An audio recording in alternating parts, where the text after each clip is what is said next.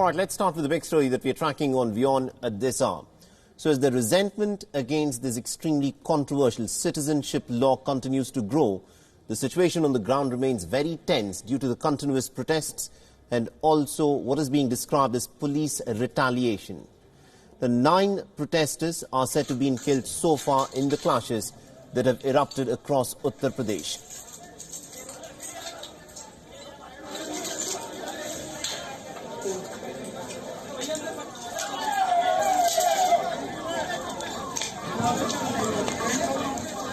And although 9 people have been killed in these protests so far, the police, in its defense, claims that none of the protesters have died in police firing.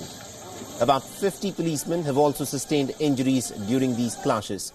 In Uttar Pradesh's Meerut, a police station was set on fire.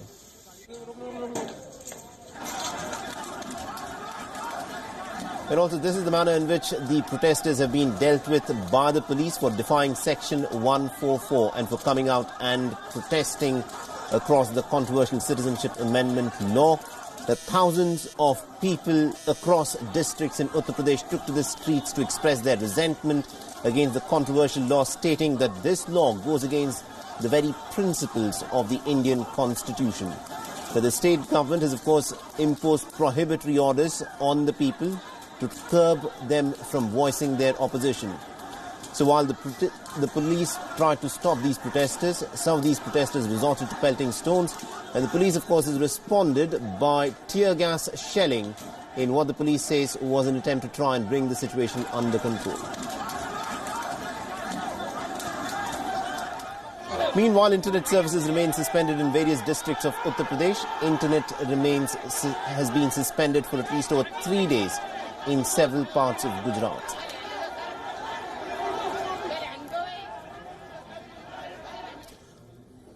Meanwhile, these are live visuals which are coming in from Jamia Nagar. Remember, this of course had been the epicenter of the protest, the place from where it all started off before the police action against the students, which resulted in a lot of them getting injured, made this a pan-India protest. A lot of people saw what had happened in Jamia and then in Aligarh Muslim University, and then they came out and said that this is simply not right for the police to have responded in this manner. People do have a right to come out and protest, and they can do so peacefully, and students have yet again gathered in Jamia Millia Islamia, and this of course in South Delhi. The students are there. They are the forefront of this movement in opposition to this law that has been passed by the Indian government. And despite the fact that the law has been passed in a democratic manner, a lot of these students are coming forth. They're reading out excerpts from the Indian Constitution. They are trying to tell the government that this law goes against the very grain of the Indian Constitution. And also, as a part of what happened yesterday in Daryaganj, in the area where the protesters had gathered around the Jama Masjid, about 15 people are said to have been arrested in connection with the violence that took place in Daryaganj. There was a vehicle that was outside of the Daryaganj police station that was set on fire. At this point of time, no one knows as to who set the vehicle on fire. This is something that is presently under investigation. But immediately there was pandemonium. The police resorted to using water cannons and lathi charging the demonstrators who were present there. Now, entry and exits of almost about 16 metro stations were shut off yesterday at different points of time. This is almost in many ways unprecedented that metro services should have been suspended in this manner. And a number of protesters had gathered outside of the Delhi police headquarters yesterday night to demand the release of the 40 people who had been detained in clashes in Daryaganj area. Some of those who had been detained included a few minors. The minors have been released this morning, and now it's being stated that about 15 people have been arrested post the violence that took place in Daryaganj. And Bhim Army Chief Chandrasekhar Azad, remember, he had managed to escape from police custody yesterday after he had taken part in the protest at Jama Masjid. He has again been detained earlier this morning.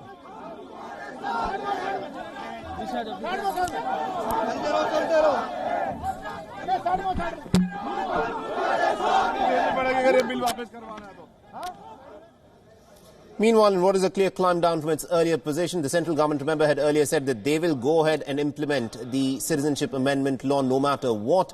The central government has now said that it now welcomes suggestions from protesters on the controversial citizenship law. Now, this, of course, has come as people from across the length and breadth of the country. This is a movement that's been led predominantly by the students, have been protesting against the law, telling the government that this goes against the principles of the Constitution. And now the government has said that welcomes suggestions by the protesters. And Kerala's Finance Minister Thomas Isaac has now come forth and announced that all operations related to the National Population Register will be halted immediately. Now, Kerala is in fact the second state after West Bengal to halt the NPR, that is the National Population Register proceedings. And also reporting on these issues has been a huge challenge for many journalists across India, and what played out in Uttar Pradesh and the coastal parts of Karnataka is something that comes forth and is highlighted here, where, remember, there were these police officers who tried to detain and did indeed go on and detain some of these reporters who were reporting on the protests that were unfolding on the ground. Now, one journalist from a national daily was detained in Lucknow, while 8 others were detained in Mangaluru. The reports suggest that the journalists were detained despite showing their valid identification documents, but the police claimed that these documents were actually fake. Now, the Mangaluru City Police Chief has confirmed that the scribes, that is the journalists from Kerala, were detained and escorted to a police station to their home state.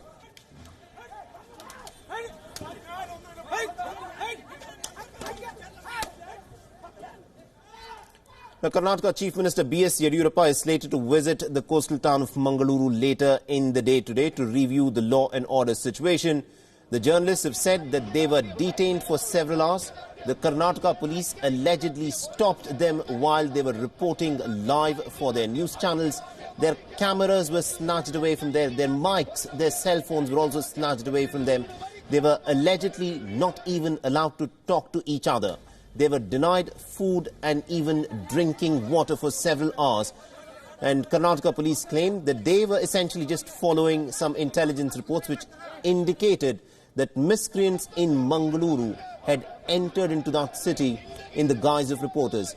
Now, the incident has, of course, triggered widespread condemnation across the Indian state of Kerala and Karnataka. Media personnel have held marches in a number of areas against what they described was the police seeking and trying to stop them from reporting from the ground. The people of India, having solemnly resolved to constitute India into a sovereign,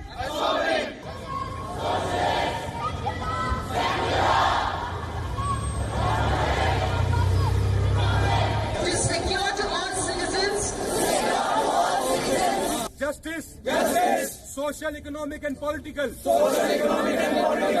liberty of thought, expression, belief, faith and worship, equality of status, opportunity, and to promote among them all